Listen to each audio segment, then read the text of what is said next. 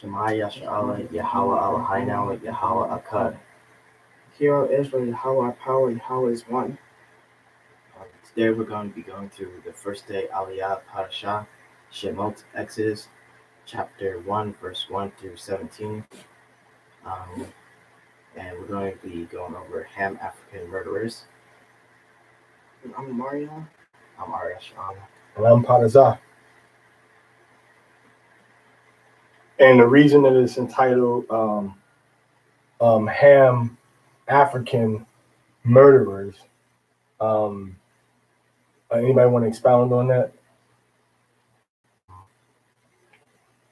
We were put in slavery and in Africa, but we were in Africa longer than we were in Yasha'Allah, the land of Yasha'Allah. So we are geographically African, but not actually indigenous Africans. Anything you want to say? All right, so, and when we look at, we got two main families of Africans that were in Africa. We have the Hamitic African, which as Aliyah stated, are the indigenous native Africans to that geographic area. And then we have the Shemitic Africans, which are Geographical Africans. And the Shemitic Africans are which would be like the people that came into Africa, into the land of Ham from another place, which would be us. We would be considered to be African, but geographic Africans. All Israelites are geographic Africans, but we're not ethnic Africans because we're not from that ethnicity that was indigenous and settled in that land south of our territory of Israel. All right. But ethnically, you can say African. African is not an ethnicity. It's simply a geographic designation.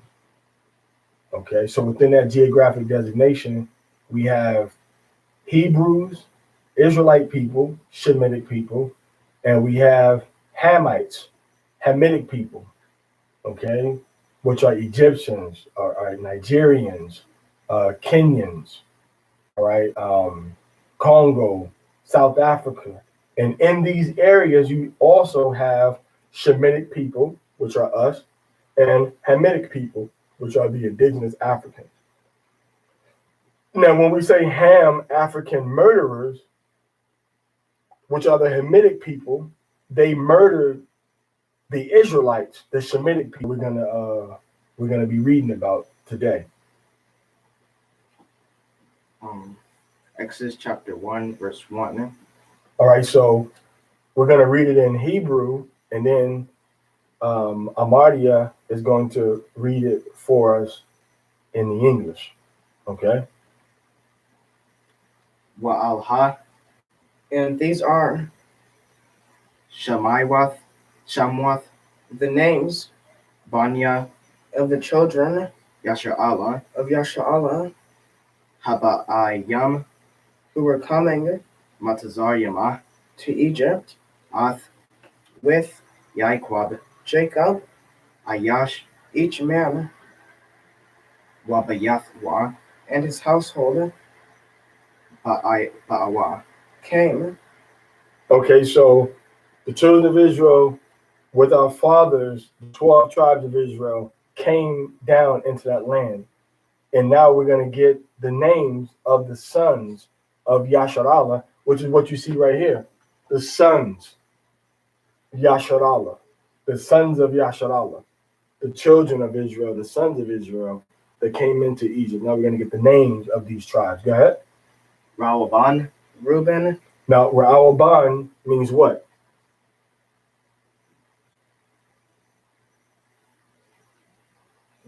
Look. Ra'aw means look, and Ban means what? Son. So it means look, but means what? Look, a son. So Ra'awaban means look a son. These including the Mikasuki people. Go ahead. Shemaiwan, Simeon. Shemaiwan Simeon, which means heard, which are the people where today. Okay, es una isla y la isla está dividida entre dos naciones diferentes. ¿Entiendes? Y al este de la isla vive la gente de una nación que se llama ¿qué? En la República Dominicana. The Dominican Republic is on the east side of the island. And if he can't answer, feel free to, to jump in and give him, some assistance. So the Dominican Republic is the family of Simeon today. Go ahead. Lawaya. What? I'm sorry. Go ahead. Levi. Now, who's the Levites today? People that are native to Haiti. The people that are native to Haiti after the slave trade. They settled in Haiti. They never went off and went all these other places. So these are the black people that are brought to Haiti, pretty much kicked the white people out of that area during the Haitian Revolution.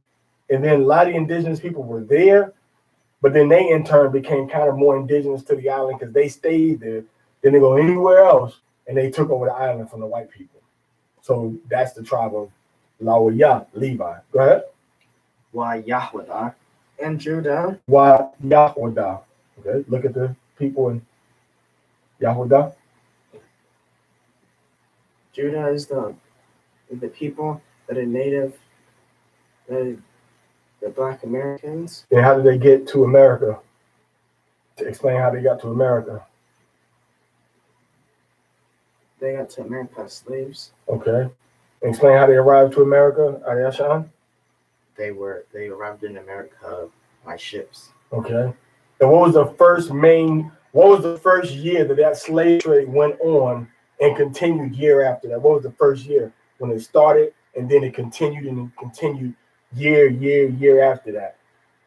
1619. Okay, so 1619.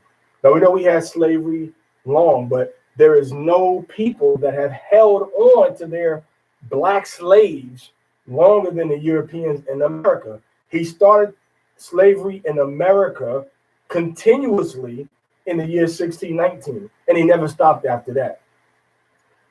Spanish came in 1492. All right, they came and they went. They went to different islands conquering, but until the year 2019, so-called white man has not given the tribe of Judah any independence. You understand that? Every other nation, every other group of Israelites that came in slavery in the Americas has their independence, so-called independence, from the so-called white man. Haitians have their island, Barbados, all right? Even the people with the white man is still ruling the island, like British Virgin Islands, but he ain't there. They running the island basically on their own, right? But Judah has nothing. So the slavery started continuously for 400 years from the year 1619. So a lot of people may use 14 something or 15 something, which is fine if you want to start from that point. But in terms of long-term uninterrupted captivity, conquest, and bondage, it began 1619 in America, in Virginia, all right? And it continues on to right now, right? Still being murdered by the police, still have all kind of government programs that are against them, just like the people in Flint, Michigan, all right? Just like the police and people in Chicago are being killed by federal agents that were sent in there, all right, by the president of the United States of America, who's named Donald Trump. They're still murdering people and the police all over America, you see? So the tribe of Judah, the captivity in North America started and has not been interrupted from 1619. And here we are in 2018, and Judah is still being oppressed, still being crushed, still being destroyed, still in captivity, still in the jailhouses, still being murdered, still victim of chemical warfare in America in the year 2018. So there's not been any change, all right? There's not been any change. But when you go to Virgin Islands, or Jamaica, or Belize, or Barbados, all right, or Brazil, they have places they can go to, and the white man won't even bother them. Leave them alone. The jungles and the forests, grow their own food and trees growing fruit year round. Judah in America does not have that. They don't have any independent communities where they have degrees of autonomy in America. Outside of America, you'll find that. But the so-called black man, who's the tribe of Yahweh, that came to America beginning in 619, he has not been given that. Every other tribe has that, has independence or a degree of autonomy in the Western Hemisphere. Whether you're talking about the Mapuche, or whether you're talking about the Quilombos in Brazil, or whether you're talking about the Maroons in Jamaica today, or whether you're talking about the people in Haiti today, they all have degrees of autonomy and independence. In America, Judah, no autonomy, no independence. 1619 is when that started. All right? Sorry, go ahead. Yashashikar. Okay, Yashashikar. I'm sorry. Issachar. Okay. Issachar of the people indigenous to Mexico. Okay. Zabaluna. Zebulon. And Zebulon is going to be the people from like Oaxaca, Mexico, eastern Oaxaca, southern Veracruz, Campeche, Chiapas, Yucatan, Quintana Roo, Belize, all the way down to Panama. Basically, the people in Central America. Basically, the people in Central America. All right, go ahead. Wabanyamyan. Banyamyan. Now, who's Banyamyan? The people in the West Indies, the black people that were brought to the West Indies on slave ships. Okay, on slave ships. What verse is that? Verse 3. All right, go ahead. You're in verse 3 now? I'm in verse 4 now. All right. I guess we can do verse 4. Go ahead.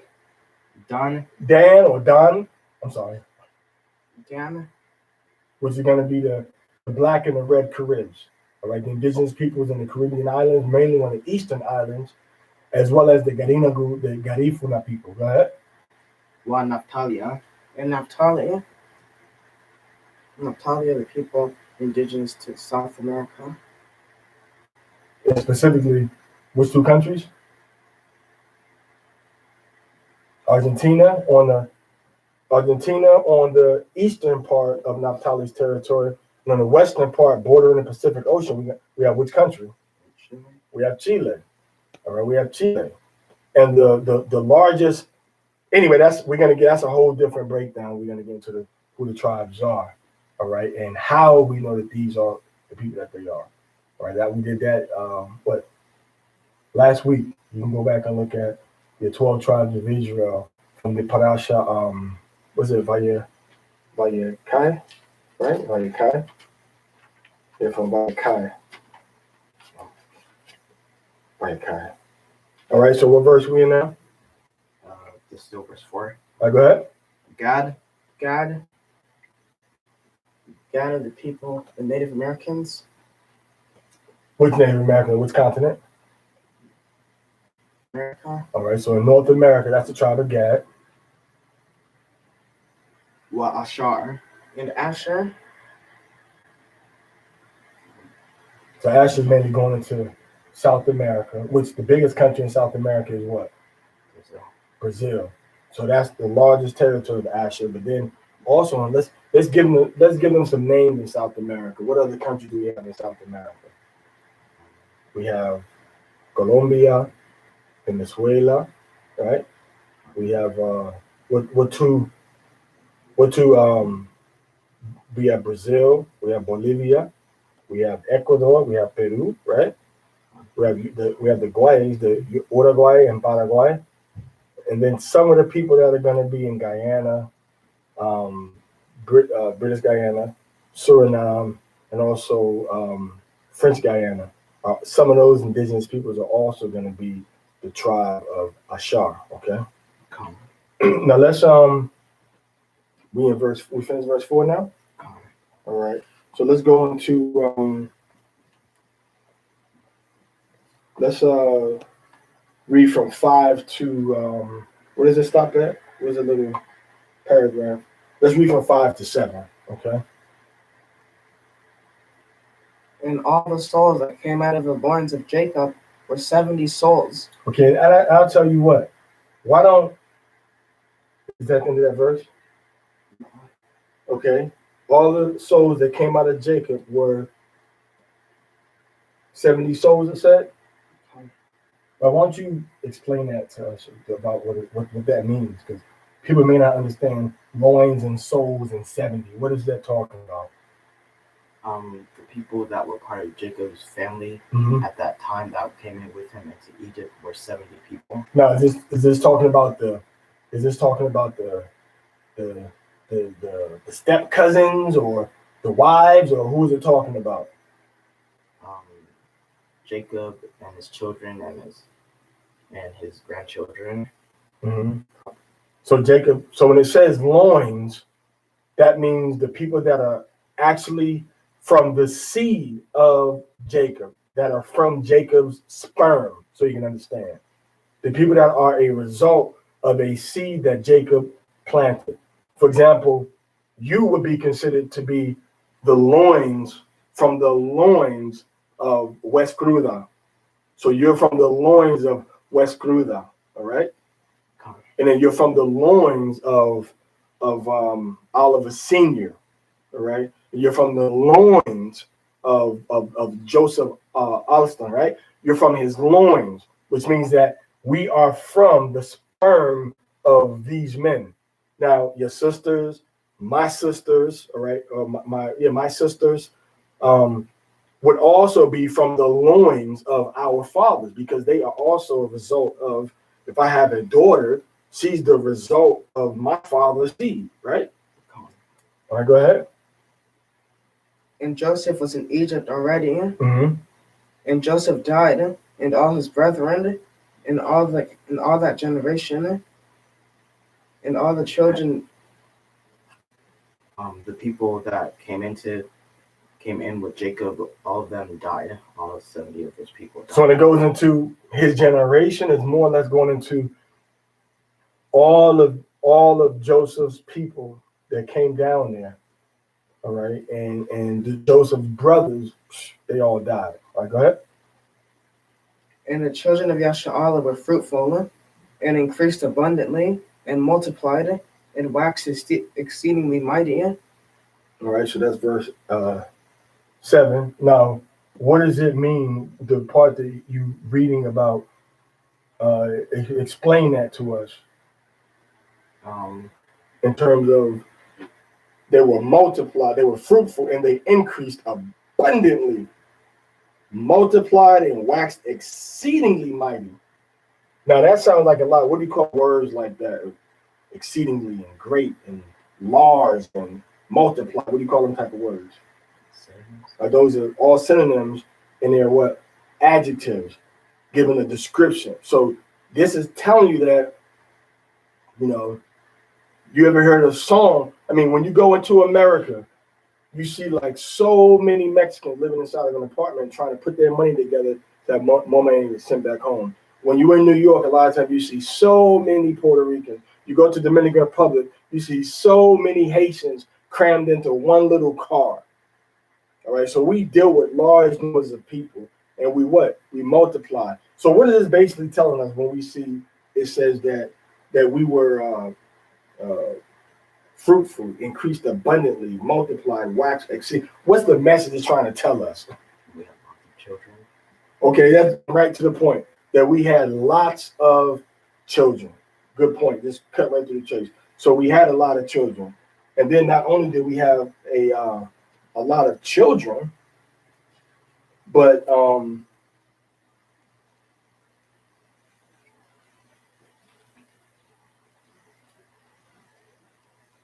so it says that they is that all for that?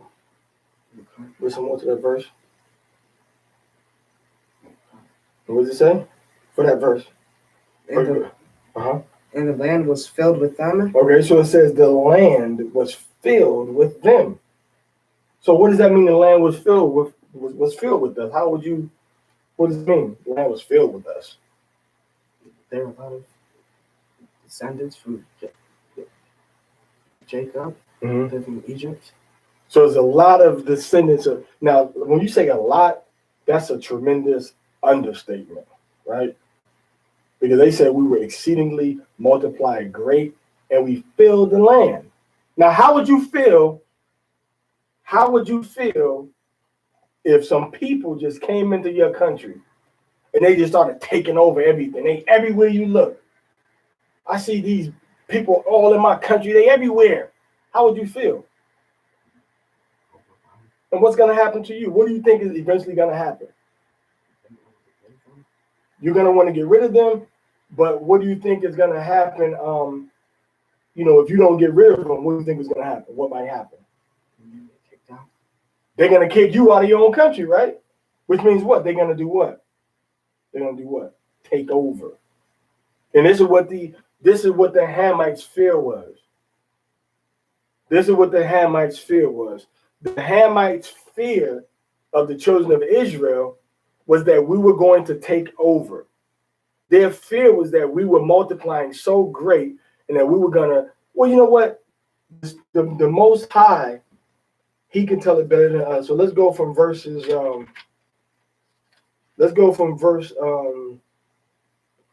8. Let's read 8, 9, and 10. One of y'all read it, and somebody else going to explain it. And then I'll jump in, all right, if I need to. So who's going to read? Who's going to explain it? I'll read it. Okay, and you explain it to him. You help, and I'm here to help out. All right. All right, go ahead. Now there arose a king over Egypt, who knew not Joseph, Mm-hmm. and he said unto his people. All right, go ahead. So let's break this down. There arose a new king in Egypt that knew not Joseph. What's that mean? He didn't have no respect or honor or recognition for anything that Joseph had done. Now, the last major thing we read about Joseph doing in Egypt was what? Saving the people. Right? So what does it mean he didn't? So you mean to tell me he didn't know what Joseph did? You don't think he knew what Joseph did? He knew. So what does it mean, Amadia, when it says that there arose a king that knew not Joseph? What do you think it means by that?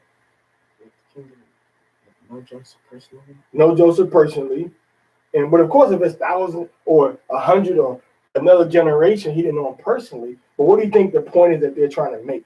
He didn't know Joseph. What do you think he's trying to make? The point he's trying to make. So he didn't know the children, meaning what? He didn't what? Let's give it another word. How are we going to say that? Respect them. He didn't have no respect for us. That's why, what did Pharaoh say? When they first came to Pharaoh, right, and they said, let my people go, Amaria. What did Pharaoh say? What did he say? He said, Yahweh said, let the children of Israel go. And he said what? What did he say? No. Now, before that, what did he say?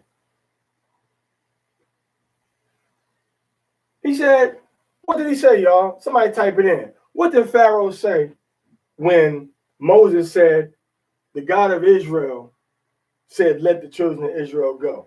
Somebody type it in. Let's see what it said. Let's cheat righteously. We're going to cheat righteously. We're going to go into the book. We're going to go into the book. Okay. I'm going to the book. All right. What did he say? What is that? Read that, Amaria. Read this. What did he say? Verse 2. What did he say? Read that. And Pharaoh said, Listen to what this Hamite African, which is not an Israelite, not a Shemite. Listen to what he said. Read that again. And Pharaoh said, And Pharaoh said, Who is Yahweh? Who is Yahweh? Go ahead. that I should hearken unto his voice, That I should hearken, meaning listen to his voice. Read. to let Yasha'Allah go. To let Yasha'Allah go. Go ahead. I know not Yahweh. I know not Yahweh. And moreover, I will not let Yasha'Allah go. Moreover, I will not let Yasha'Allah go. So what is he saying? Wait, I don't know Yahweh. What is he basically trying to say? Is respecting. I don't respect your God. So Pharaoh is saying what? To hell with Joseph. Pharaoh said, nobody give a damn about Joseph. That's what this Hamite African was doing. And it's the same thing that happened when we came into West Africa and East Africa. We showed them things. We gave them different things that we learned. Because remember, we had a continuously operational government that expanded south of Israel, north of Israel, and east of Israel. And then we took that knowledge and we took it into East Africa and West Africa. So we had an exposure to world cultures that they didn't have. But what was our reward? Death, slavery, and being sold to the Europeans and to the Africans during the transatlantic slave trade, during the Trans-Arabian Sea, the Indian Ocean slave trade, right? That was the result. So when we were around these groups of Hamites, no matter what our performance was in society, they said, you know what? You guys are getting too numerous. And this is exactly what happened in West Africa. And now that our numbers have gone down, now that we have small communities of Israelites that are still in West Africa, now the Africans are saying, oh, come to Ghana, come to Nigeria, come to Togo. But the Israelites in West Africa are saying, hey, come live amongst us. Come bring in the Torah. Let's share our Hebrew culture together. Let's share the Torah. Let's share with the God of Abraham. Let's deal with Yahushua, the Messiah. This is what the Hebrews are saying. The Hamites are saying, oh, come over. Let's build up businesses. Let's make money together. It's an opportunity for them to what? To elevate higher. Because you sold us into slavery in West Africa. And now in slavery, the US dollar got a little bit of value on the world market. And we got a little bit of money compared to what's going on in the other countries, right? Because if you take $100 in America, it's not going to buy you a lot. If you take $100 in parts of Africa, all right, it can sustain you with food for a family, big family, for maybe a month, maybe more than a month, depending on what part of Africa you're in. Depending on if you have land or not. You see that? So it can sustain you. So now we do have Israelite families that are still in Africa, right? We have Israelite families that are still in Africa, but most of our people came out of Africa. Most of our people are not in Africa. But we do have Israelite families in Africa. We have some of the Igbo. Some of the Igbo are Israelites. We have some of the Kikuyu are Israelites. Some of the Ashanti are Israelites, but not every single last one of them. Let's continue reading. And he said unto his people, Behold, the people of the children of Yasha'Allah are too many and too mighty for us. Explain that to us.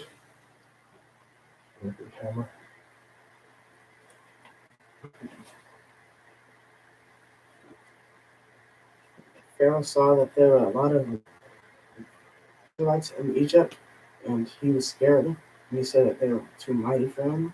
So Pharaoh is scared because he thinks we're going to do what? Take control over the land or join with our enemy. Continue reading.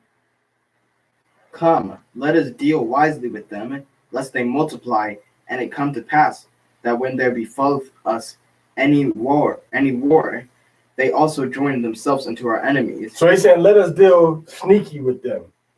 Let us deal wisely with them, and let's do the thing that's best for us. Evil against them, but it's going to be better for us. Right, go ahead. And fight against us.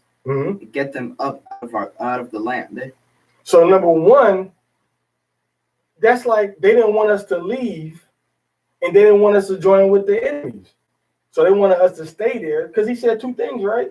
He said they join with the enemies and do what? And get up out the land. Why didn't they want us to get up out the land? Because we were doing. Why didn't they want us to leave Egypt? Why do you think they didn't want us to leave Egypt?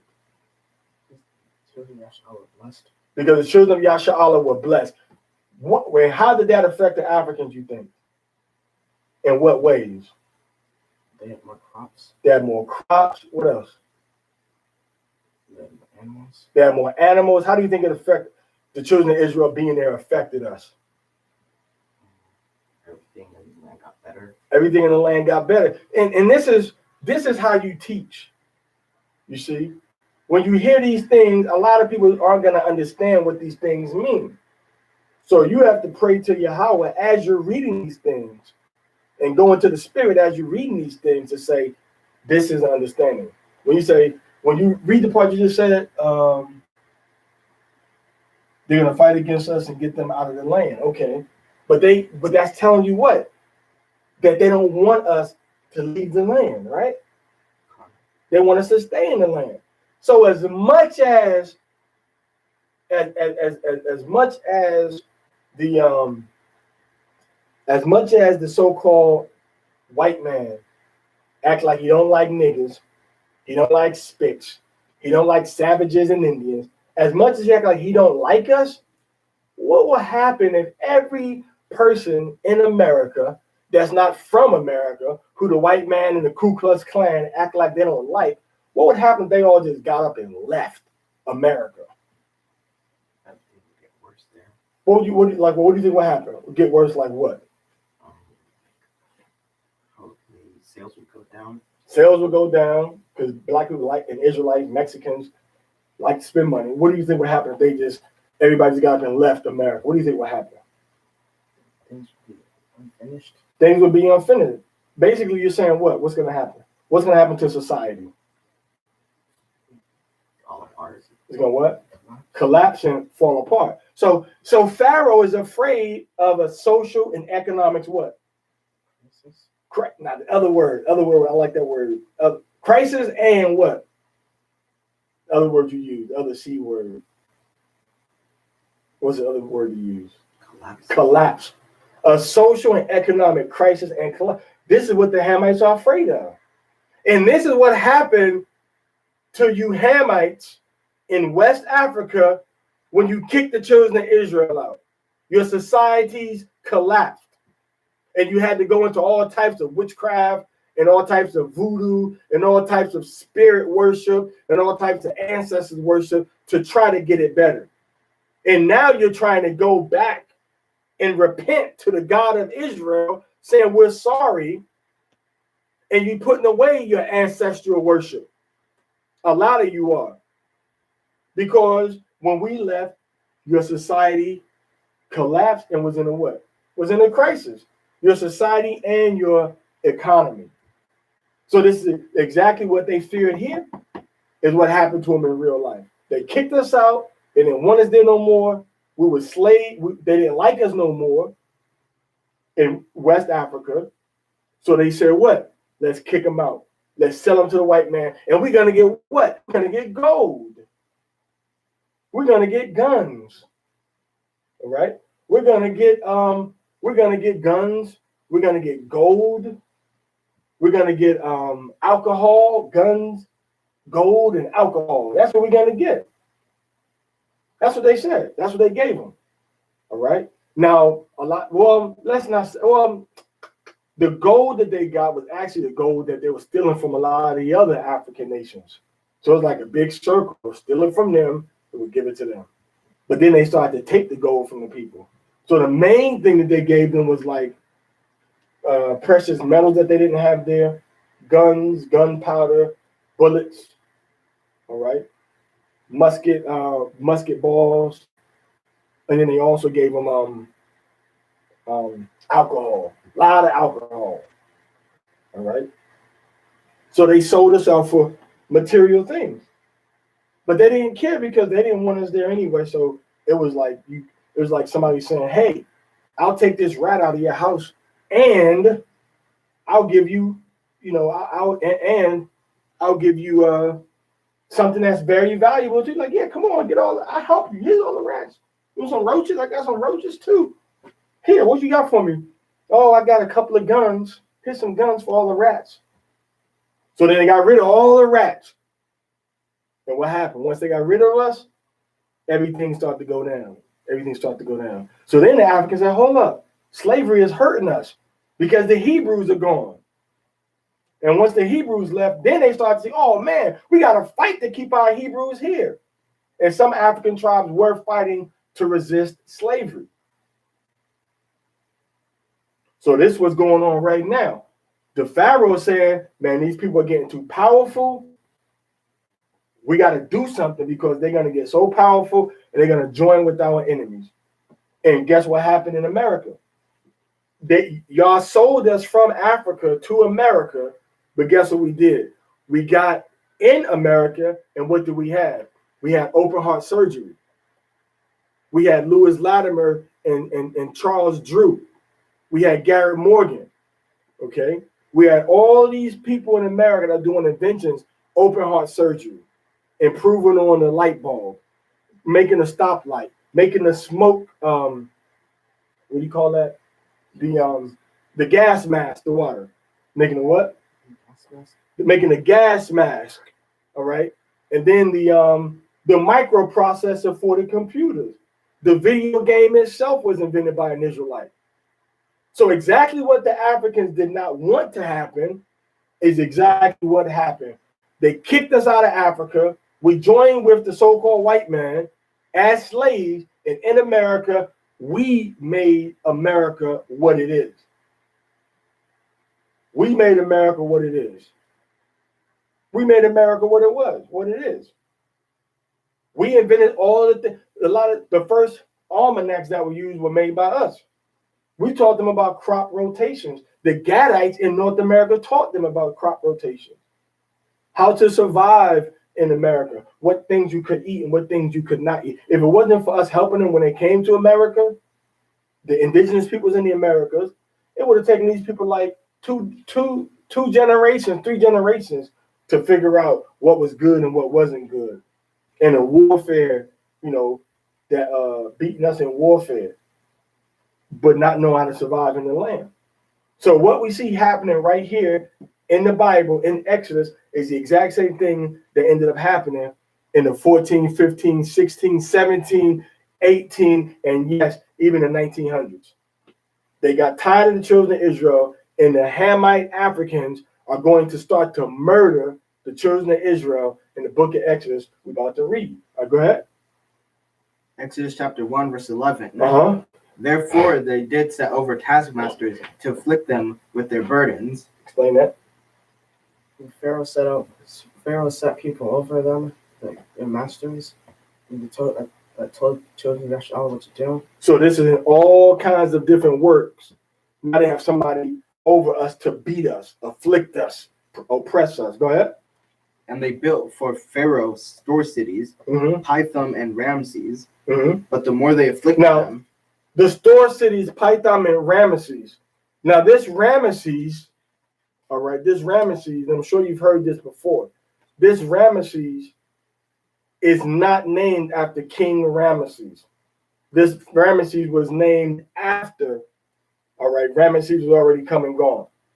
But the children of Israel, the names of the land had changed so many times that the original name of this place was no longer being used. That place is now called Ramesses. Just like if you ask most people, if you say, "Oh, I'm going to Canaan for a vacation," would they know what you're talking about? But if you say, "I'm going to Israel for a vacation," would they know then? But what was the land of Israel called before it was called Israel? It was called, speak louder. Canaan. It was called the land of Canaan. But the name was changed to Israel. It's like if somebody say, there was a beautiful culture in Matazadium. Are they gonna know what you're talking about when you say Matazadium? But if you say Egypt, they're gonna know, right? See how the names changed. So when the names change, you have to change it in your writings. So that's why they called it Ramesses. Go ahead. But the more they afflicted them, the more they multiplied. Now you go ahead. The more they afflict them, the more they multiplied. Go ahead. And the more they spread abroad. Now what does that? Break that down for us. The more the Egyptians they beat the Israelites, the more they beat them, they got more children. Will you explain it to us? The more they were afflicted, the more they were oppressed, the more children they would have. So the more evil they treated us, the more children we had, the more we multiplied. So the more they beat us down, we kept having more and more and more babies. All right. The more they beat us down, we kept having more babies, more children. All right. Go ahead. And they were dread because of the children of Yasha'Allah. Mm-hmm. They were a dread. All right. What verse is that? 12. 12.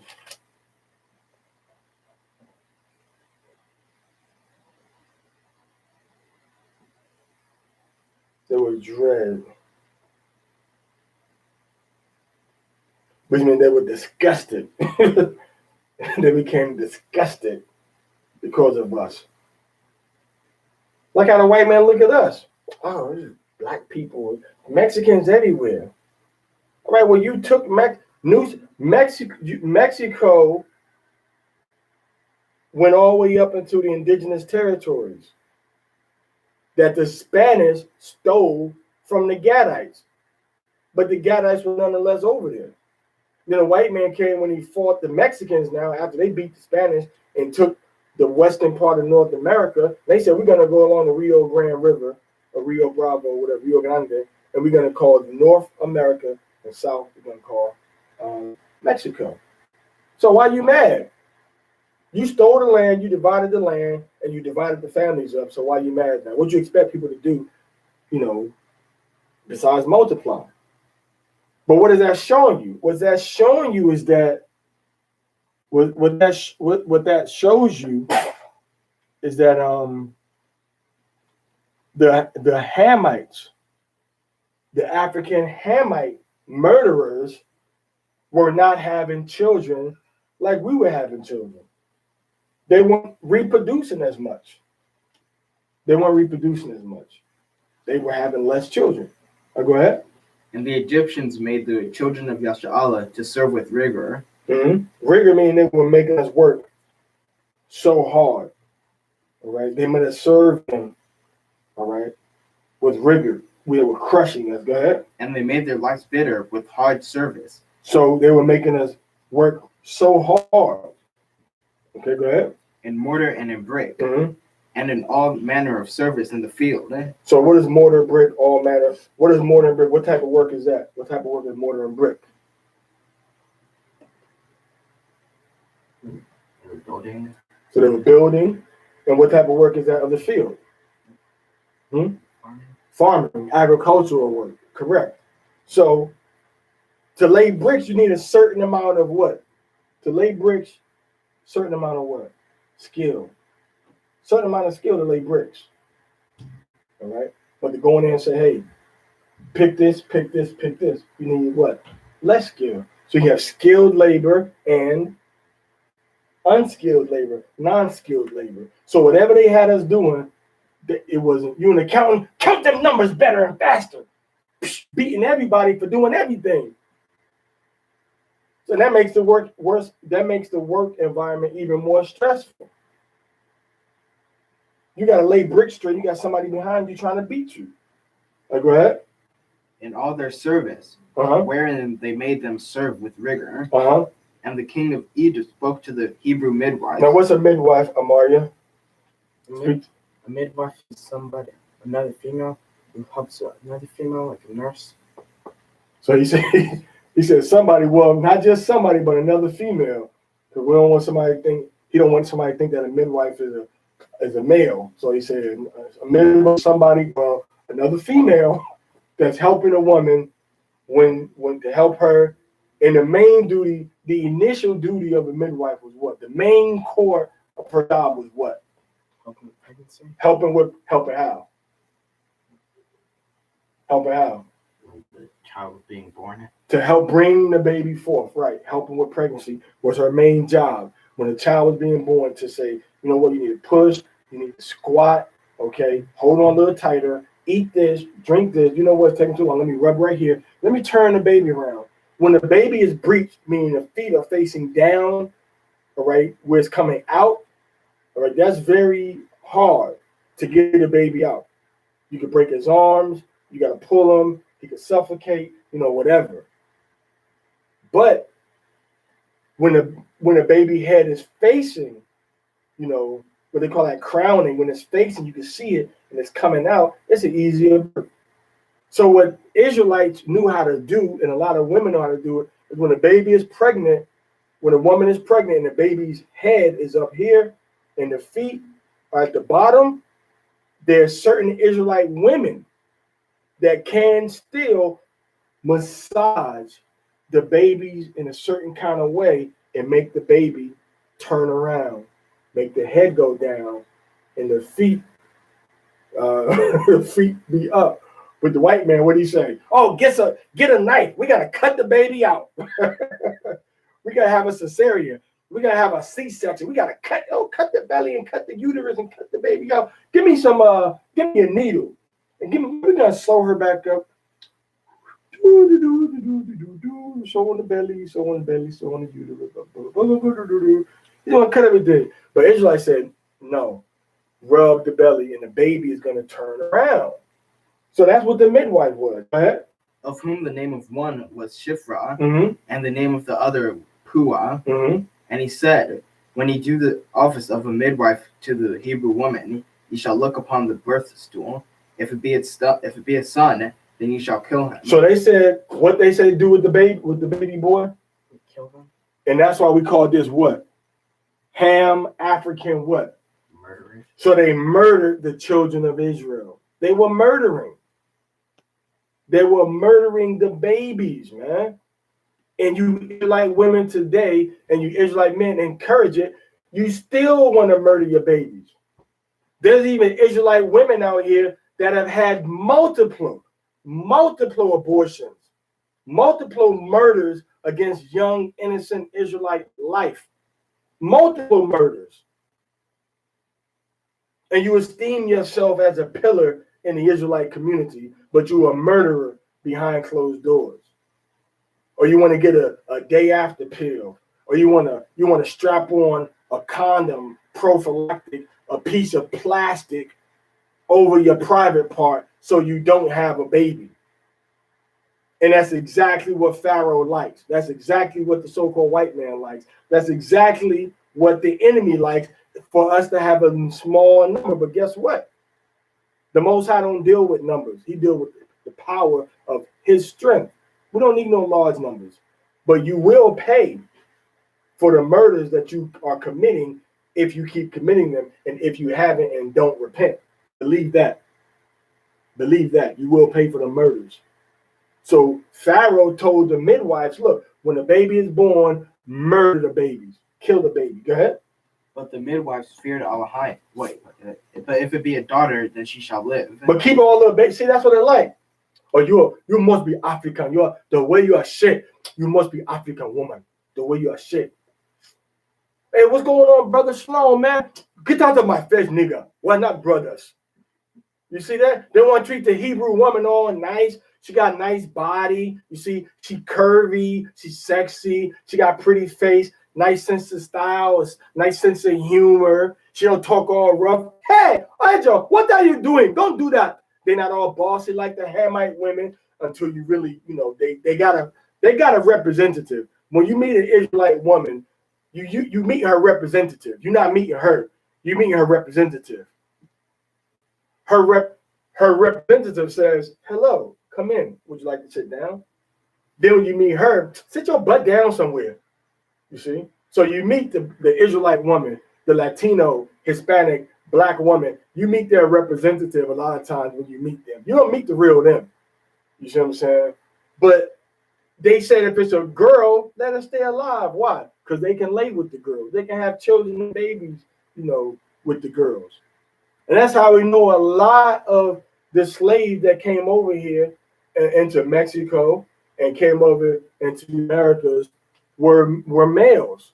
But then they wanted to increase and say, you know what, we need some girl slaves too.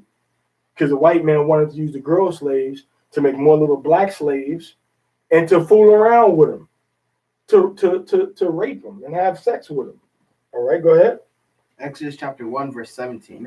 Which is the last verse. Go ahead. But the midwives feared Aliyah. Explain that. The midwives, they respected Aliyah. Meaning what? Break it down to us. They kept the commandments. They And then didn't worship any other gods. They kept the commandments. They didn't really worship. Deal with a whole bunch of extra idolatries, and they were fearing the Most High. They feared the Most High, and they knew. What does it mean when they say they fear the Most High? They fear the Most High, meaning what? Power. Meaning what, though? What does that have to do with the history we read? They feared the Most High, so they said, nah, this is a terrible sin against the Most High. Well, we're not going to do this. This is a terrible sin against Aliyah. We're not going to do this. Read. And did not as the king of Egypt commanded. So they defied the king and obeyed Aliyah. Who does that today? Our people don't do that no more. If the white man says, "Oh, you got too many children," do you want a what's it called, a tubal ligation? Oh yeah, give me a tubal ligation. You want the depth? You want a shot? Oh yeah, give me a shot. You want a day after pill? Oh yeah, give me a day after pill. So I can just have babies and have sex. So I can just have sex and I have no babies. You see that? And they destroying our community like that, man. You know how much more stronger and powerful we would have been if we didn't have so many abortions. That's the number one murderer in the Israelite community, especially in the Judite community, the Black American community, is abortion. More babies are murdered by abortion every year than all of the other ways that we die if you put them all together. That means AIDS, gang violence, drug overdose, alcohol-related problems. More of our people die every year from abortion than any other form. That means that the so-called Black woman in America is the number one murderer of her own people. That's something to think about. So exactly as we see happening in Egypt, right now is exactly what our people do to ourselves right now. All right? So, I'm not saying this to be mean, but I don't mean it. But, for all the people out there that are pro-abortion, your mama should have been pro-abortion when she got pregnant with you. What do you think about that? What do you think about that? If you believe in abortion, how about your mama should have believed in abortion for your behind? And abortion don't sound so good now, do it? Well, yeah, a woman should be able to have abortion at her 9th month. Well, how about this? How about your mama should have an abortion post-term? Your mama should have a postpartum abortion. How about that? How about your mama shouldn't have fed you if you believe in abortion? What's the difference? Murder is murder, inside the womb or outside the womb. You see? So all you people out there that's pro-abortion, read your Bible, man. Read Exodus chapter 1. Verse 16 and 17, man, and know what happened to our people, man. How you gonna be pro-abortion? You a hypocrite, man, because you was pro-abortion and your mother was pro-abortion and your father was pro-abortion and your granny was pro-abortion and your grandpa was pro-abortion. None of y'all, you wouldn't be here. None of y'all would be here. It's funny, now you alive, now you want to give other babies a chance to get murdered before they get a chance to be born. How evil and wicked and stupid and selfish and backwards and brainwashed is a person to think that way. Now you want to kill the babies. You didn't get killed. You didn't get killed. But now I'm gonna say, hey, you should kill your baby. You should kill your baby. Now your mama should have killed you. How about that? You don't like that, do you? And why stop at abortion? What if somebody come and kill you now? What if somebody come and kill you now? That's like a mother saying, I'm not going to breastfeed my baby. It's my milk. It's my milk. I'm not going to breastfeed my baby. I'm not going to give a baby my bottle. It's my milk. And then people say, well, it's a woman's body. It's her body. It's her choice. It ain't your body. It's a baby in you. It's the baby's body that you're murdering. It's my body. I can kill hold up. It's my body, but I can kill the other body that's in me. It's my choice. So it's my choice whether or not I commit murder against another human being. The hell kind of stupidity is that, man? You see how the white man have made you people stupid, man? It's your body. But you're not making a decision about if it's your body, what the hell you doing with another little baby, another human being inside your body? Who body is that? Who body is that? It's the baby's body. It's the baby's body. So how you gonna say, well, I'm gonna kill this other little baby? You worse than Pharaoh. Pharaoh at least said, you know what? Kill these other little babies, man, because Pharaoh at least had a reason, man. He had political motivation. They're getting too numerous. They're going to join with our enemies. They're too powerful. We can have a social and economic what? Crisis and collapse. So we got to murder the baby.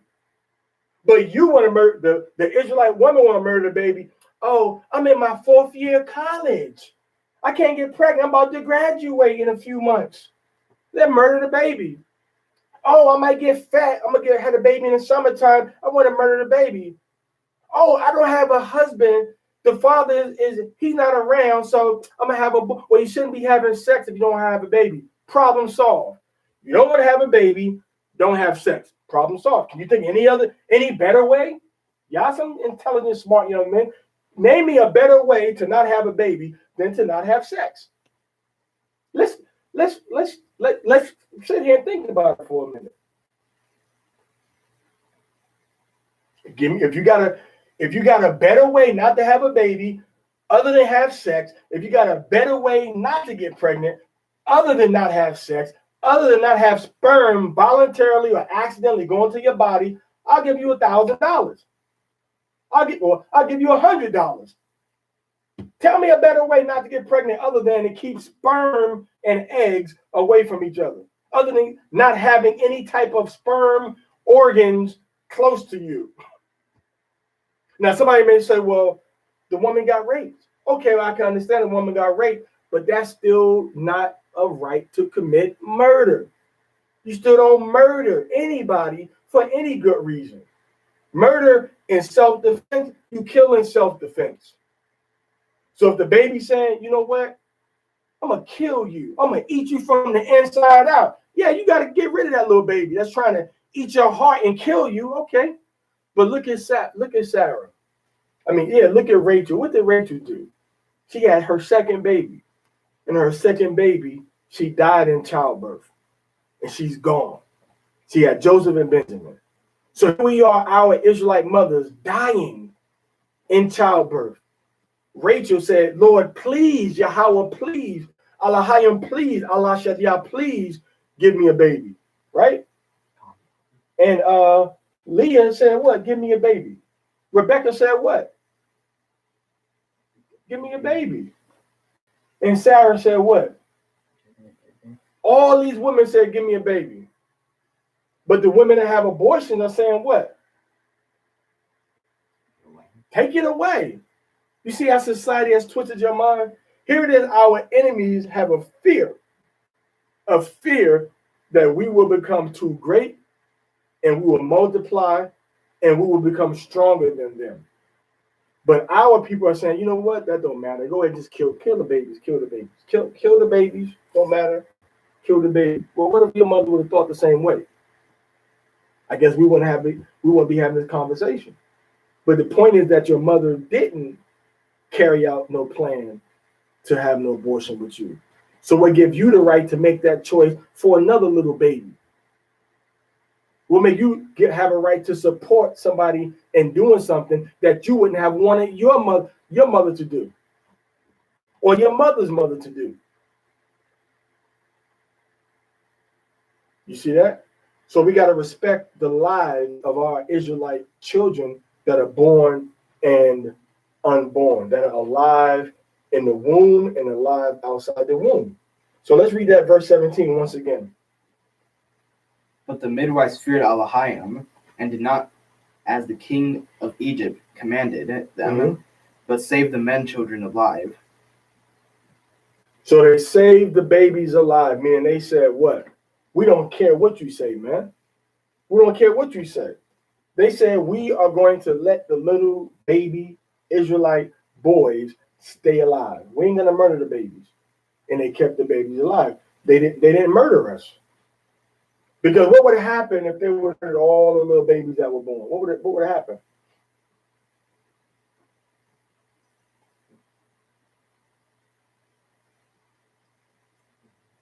What would happen if they murder all the little Israelite babies? What would happen? Wouldn't be no more Israelite children, plain and simple.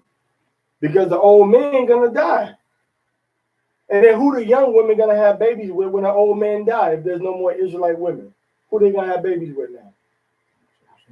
The Africans, the Hamite Egyptians, all the Gentiles. You see that? So we see now that the plan that Pharaoh is contriving, he's in league with the demons that his people worship. He's in league with all of the other gods that he's bowing down to, which are false gods, which are demons. And these demons are telling him, these people are headed for greatness, you got to destroy them. These people are headed for greatness, you need to destroy them. You need to destroy these Israelite people because they're going to become great. And the Messiah, the one that's going to clean the whole slate for the whole mankind, generation, creation, human beings, to be righteous and to gain eternal life back, is going to come from these people, probably from Judah. So you better watch out because the blessing was put on Judah. So you better watch out. So you look, Pharaoh, they're getting too numerous. They're going to overtake the whole empire. Because the blessing was what? They knew the blessing was that we was going to multiply as the sands of the sea. Do you think that these blessings and these prophecies that were given to Abraham, Isaac, and Jacob, you think they kept them to themselves? No, they knew about them. People knew about them. Oh, that's the Israelites. Yeah, they're going to be rulers. They're going to be the kings and priests of the world. We're going to be the rulers of the world. Kings and leaders are going to come from the loins of Sarah, of Rebecca, of Rachel and Leah. You see that? So this is the problem. They do not want us to multiply. They do not want us to communicate. They do not want us to get large. They want us to stay in captivity and just keep at a nice little number so they can still control us. But them days are over. Because that's the physical thing we read about in the Bible. Now the Most High is doing something spiritual.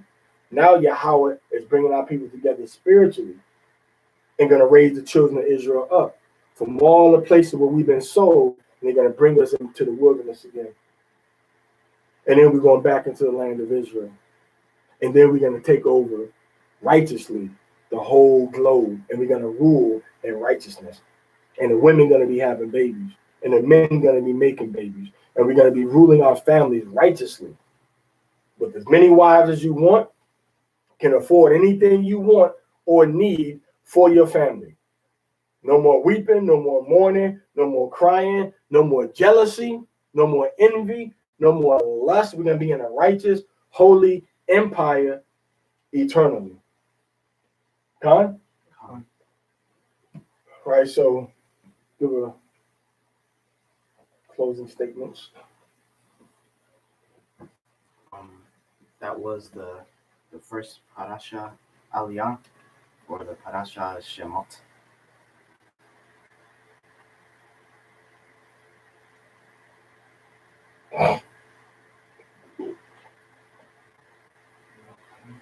Okay, give us something, man. Send us off with it.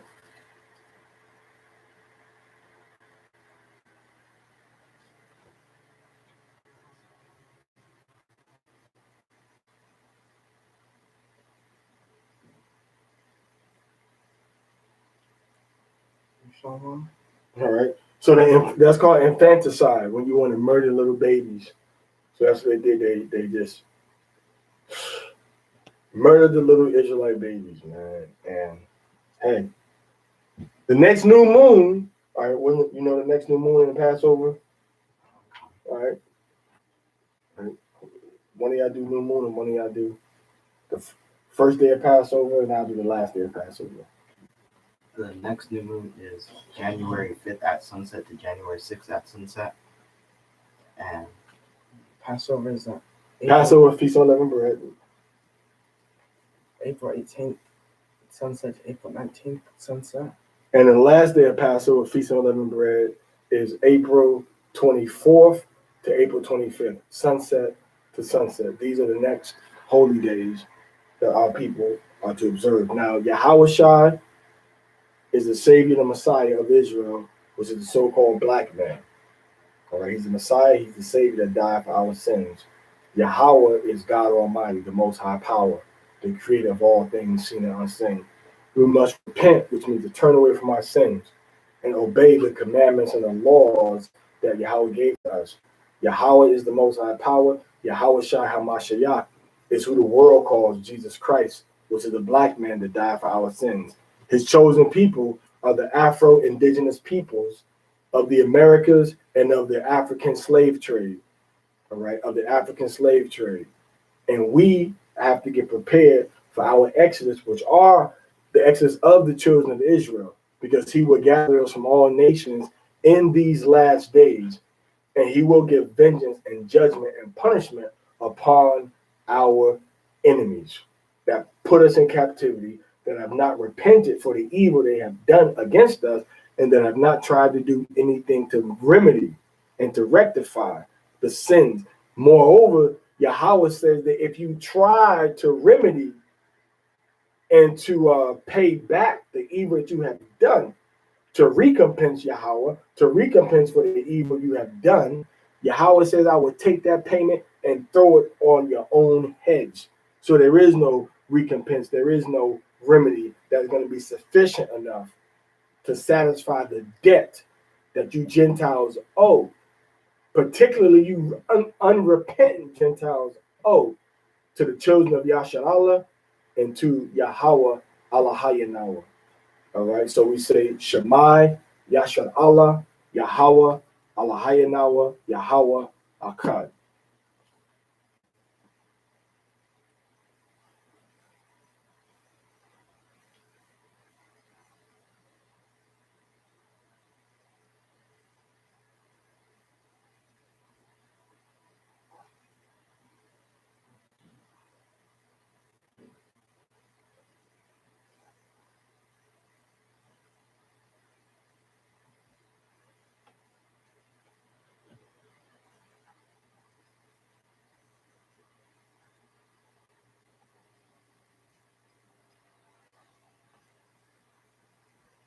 All right, so the brother Michael Israel, the last part, he wants y'all to say the Shemai again, please. Say the Shemai for the brother again. Michael Israel. Shema Yasha Allah, Yahweh Eloheinu, Yahweh Akkad. All right, say a little slower for him. Shema Yasha Allah, Yahweh Eloheinu, Yahweh Akkad. All right, so Shemai, Yasha Allah, Yahweh, Eloheinu, Yahweh Akkad.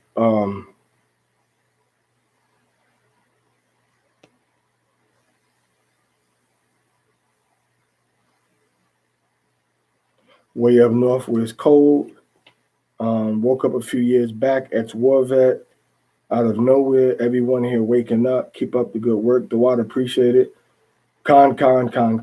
Yup, it's over, but will be beautiful to have the planet back in order. Con, definitely. Oh, no problem. No problem, Michael. Michael or Mikael, Israel, no problem, man. All right, so yeah, send a message, man, and we can link up and get some material to you. Let's do Yeah. Here, send a message here, man, to Banya Unite and Gmail.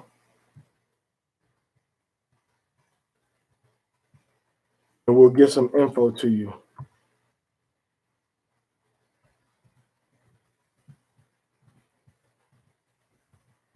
We'll send you some info, man. All right. So banyaunite at gmail.com. All right, Shalom Makam. All right, Shalom Yashala again. Shalom. Shalom.